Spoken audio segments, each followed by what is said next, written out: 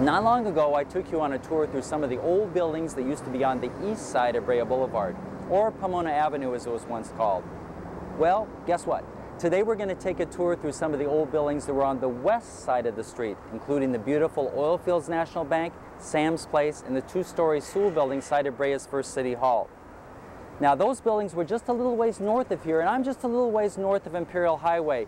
And just about on this spot was once the old Imperial Cafe building, built in the 1920s and started out as a combination furniture store and funeral parlor. The cafe itself opened for business about 1940 and had this great wooden back bar with an oil well in the center. When the building was finally demolished in 1991, the back bar was saved and then used by the Historical Society to display its items.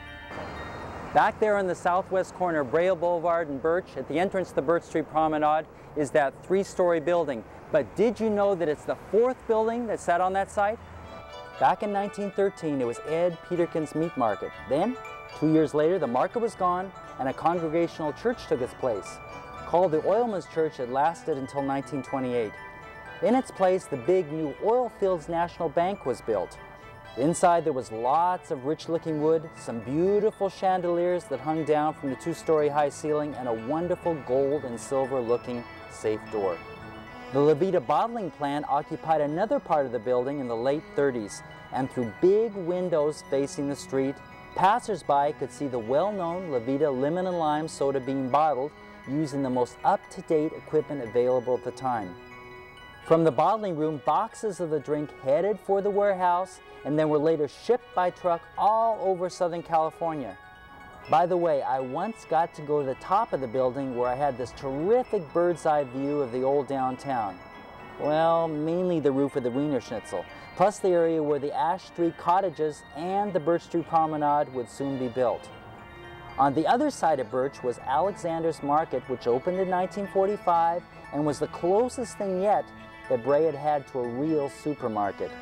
Crowds on opening day were really impressed by the variety of choices that the store offered. Continuing up the street now, we're going to pass right by the Brea Army Goods store and make a stop at the Brea Electric Company, or as the ad says, Brea Electrical Company, where you could buy a new washing machine or a variety of other things to make your life a little bit brighter. Jeannie's Yardage was a fixture on the boulevard for a long time and was a popular destination for those who could sew or just wanted to learn. In the 70s, it underwent a major makeover during the good old Brea's downtown sprucing up, including its bright pink coat of paint, which was pretty hard to miss.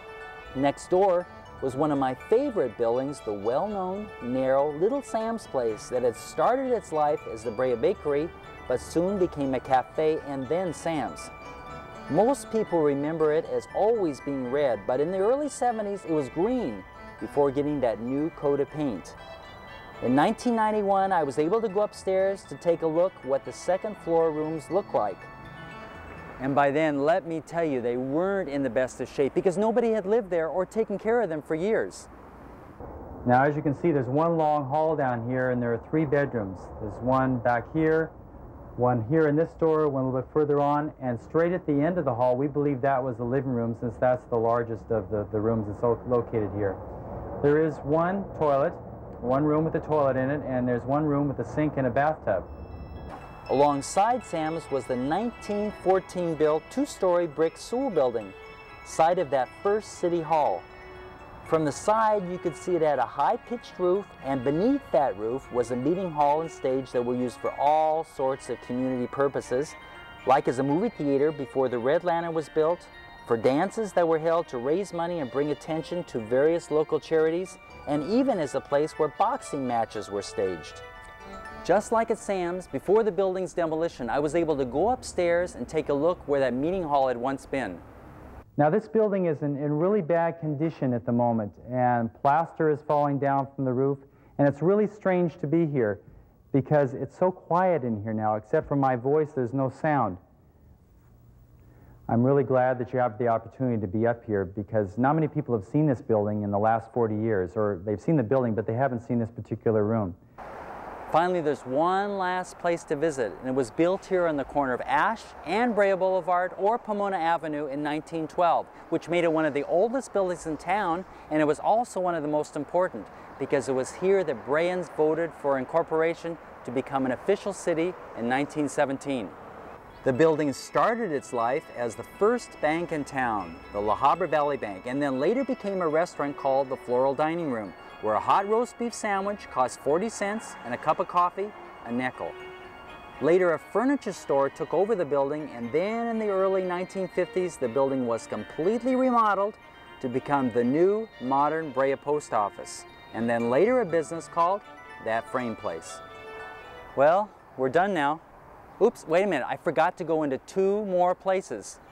The old Brea Boiler Works that was located right above the railroad tracks and had been producing its product in town since 1913, and the Bickle Family Market on the corner of Pomona Avenue and Cypress.